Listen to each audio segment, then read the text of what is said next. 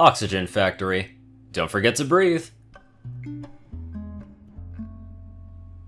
It was quite easy to take breathing for granted. Many ponies had lived their lives without thinking about it and died happily. Many ponies didn't need to think about what exactly came in and came out of their nostrils nor how to do it. Though, Locks wasn't so fortunate. At the foot of Canterlot Mountain was a building that many would mistake for a town-sized water treatment plant. Indeed, the only visible features it had were the train station passing right in front of it, 2 rows of giant pipes that stretched all the way from horizon to horizon, and a landing pad that matched the size of Canterlot's airport, but with only cargo zeppelins for traffic. Otherwise, all there was to it was a confusion of pipes and conveyor belts. At the edge of the landing pad stood Lockbox, also known as Locks, furiously checking the list in his clipboard and occasionally taking a moment to consciously breathe. His shift was almost over. It would be wonderful to go back home and return to mindless respiration. A mare came to his side and peeked at the list through his shoulder, her hard hat pushing at his. Ponyvilles finally came? Locks pushed her away from his personal space. Yes, Locks, I'll brief you in a minute. Liquid Oxygen, also known as Locks, promptly stepped away and stared at the Zeppelin being unloaded. Instead of the usual 25 Pegasi, there were 2 dragons lugging the carbon dioxide tank from the Zeppelin to the factory. She'd always marveled at the many new creatures walking around Equestria, seemingly coming out of nowhere, and now living together with them. So much so that she turned white. Breathe, Locks. Lux took a deep breath, and her pale face returned to its usual light blue color. Thanks, Locks. Lockbox nodded. Don't forget to breathe. Liquid Oxygen nodded. Don't forget to breathe. Anyway, Lockbox started as he flipped the list back to the first page. Only Ponyville's CO2 tank came today. Appaloosa took their share of essence earlier this morning, but the scrubbers won't be ready until tomorrow. You can see, Ponyville's also getting their carbon essence. He reached under his helmet and pulled out a piece of paper. Oh, Licorice sent a postcard from the Hive Scrubber. Locks took the postcard and stared at the picture of Licorice Moxie, also known as Locks, among pony-sized ladybugs. A hive? What kind of place is that anyway? The Changeling Hive, Lockbox answered. Remember the Changelings? Oh, that was when the entire midshift week checked in full of goop, right? That was the invasion. We've been friends for a while now, and we're installing a new scrubber next to their hive. And a new vent, I presume? And electrolyzers? Lockbox shook his head. It's only a small one. We're going to put 2 spare electrolyzers to work. Lock sighed. And install 5 new ones, and then 25 new pipelines, and then 100 new problems. Lockbox chuckled and playfully nudged her shoulder. Well, at least those are the engineer's problems for now. It feels like just yesterday that we replaced our electrolyzers with the living lightning ones. She looked up again at the dragons, one loading the Zeppelin with an empty tank, while the other one loads it in with barrels of carbon essence labeled Sweet Apple Acres. Now, we have living fire hazards casually walking around. Well, at least they're handling what's basically giant fire extinguisher tanks. I still don't like it.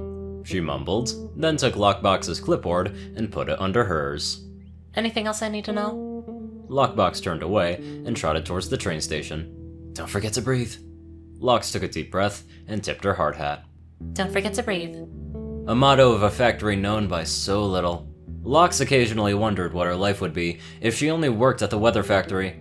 She'd probably be famous among her friends and gave a lot of tours for field trips, or maybe she'd fall into a vat of liquid rainbow and turn into an evil villain. Alas, she worked at the oxygen factory, where nothing interesting happened, because interesting things shouldn't happen.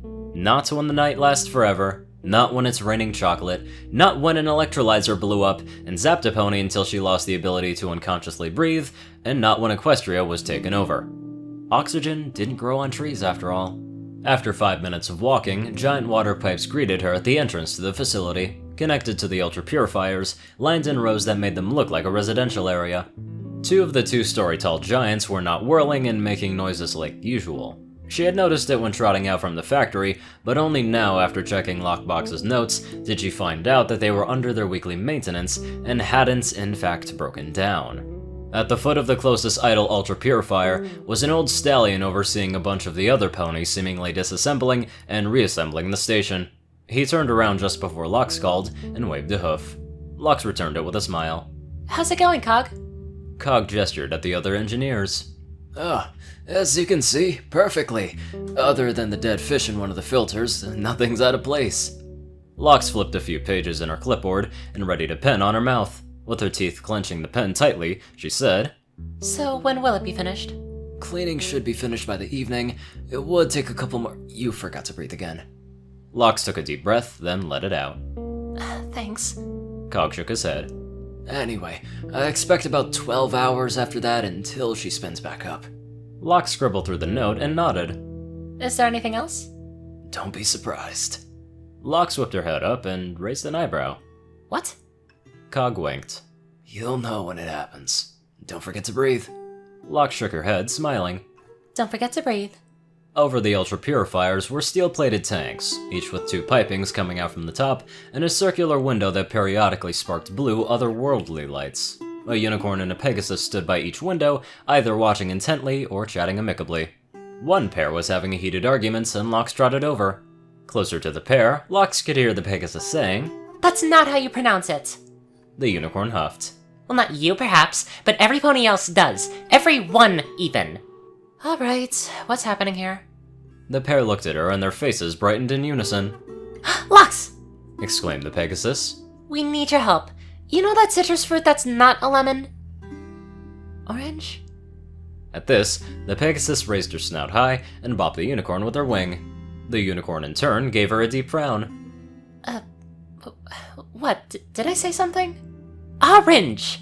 Said the unicorn, trying and failing to stop the bop barrage from the Pegasus. You pronounce it orange and not orange. Why? Lox gave them a look. Really? That's what you've been talking about? The Pegasus shrugged. Well, it's not like the electrolyzers need much maintenance. Lox, you're turning pale. Lox took a deep breath, then let it out. Deep breath, let it out. Thanks. The unicorn chuckled. Don't forget to breathe. Lox tipped her hat and moved on forward. Don't forget to breathe. Next to the electrolyzers was a gondola station. Lox hitched a ride with a dozen other workers and stood next to the window overseeing the facility. Looking down from that height, Lox was convinced that the gondola was made for the sole purpose of giving ponies a perfect view of the mess that was the pipelines. One of the pipelines from each electrolyzer went directly to the air pumps that sent oxygen all across Equestria. But this was where the simplicity ended. The other pipes went to the Sabatier engines positioned awkwardly by the mountain slope. Another line came from the very beginning where the carbon dioxide tanks were, joined together by the Sabatier to make water and methane. The water was sent back to the electrolyzers while the methane piping snaked downhill to the pyrolysis reactors.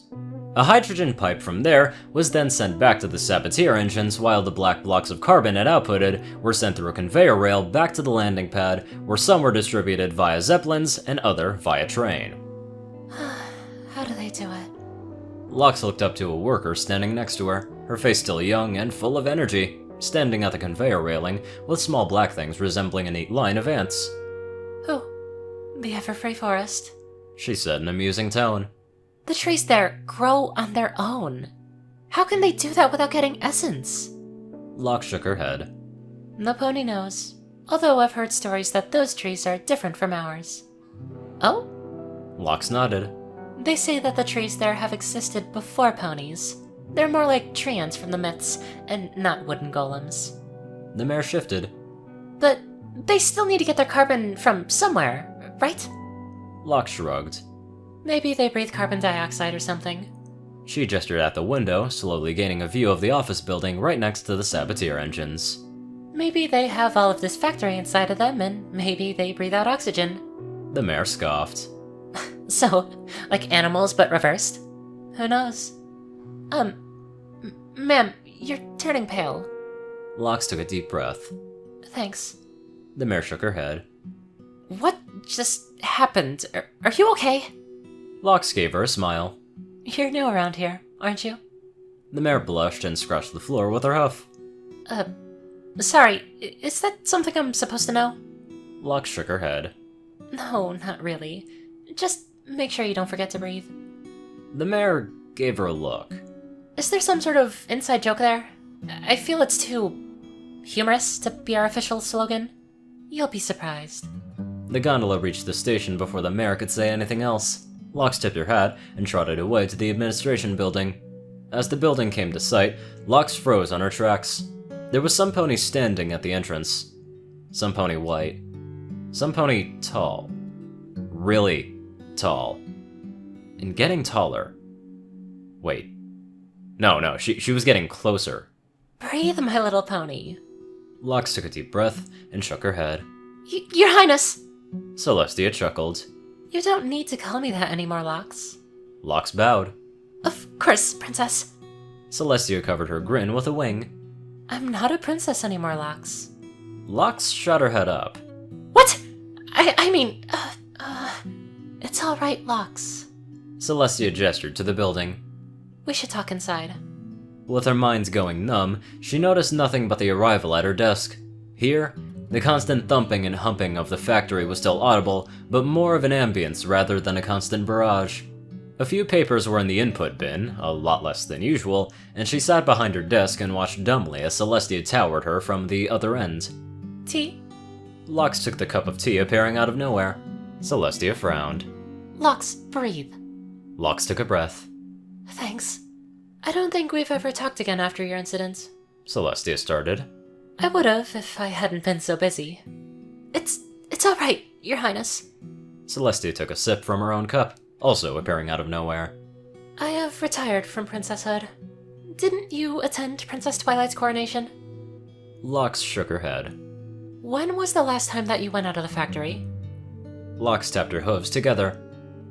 When was the accident again? Lox was sure Celestia choked on her tea, but that was impossible. Princesses don't get surprised, not by some ponies such as her. My little pony, that was more than 2 decades ago. Lox gave her a nervous grin. I guess I'm too scared I'll forget to breathe. Celestia gave her a concerned look. Is it getting worse?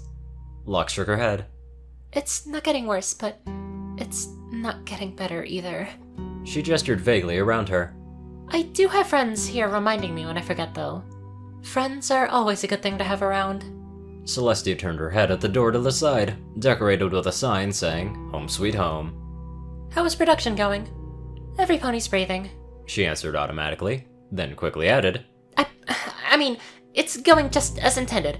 There haven't been any interruptions. Have there ever been? Lox tapped at the edges of her cup. There was one time when the purifiers were clogged by chocolate milkshake, and another one we had to switch to our old electrolyzers because the Pegasi and unicorns lost their magic. Though I think that was about it. Celestia stared down at her steaming cup. Didn't your friends tell you about the new princess? Lox slid her hooves down to her lap. I asked them not to. I've heard about Princess Twilight and that she was the one that stopped a lot of calamities from happening, but that's about it. Thinking about the outside world, it makes me feel sad. Would you like to go outside? Lox shook her head but stopped. After a second, she slowly said, The noises in the factory remind me of breathing. They wake me up when I sleep, so I don't need to rely too much on the ventilator. I can't hear them outside. I'm afraid I'll suffocate. Celestia raised an inviting huff. I'll remind you if you ever forget to breathe. Lox stared at her. Are you? The last few years with my sister has told me a lot about ponies being in isolation. I don't want that happening to anyone ever again. But what about Lox will take over your shift? Lox couldn't help but chuckle. Which one?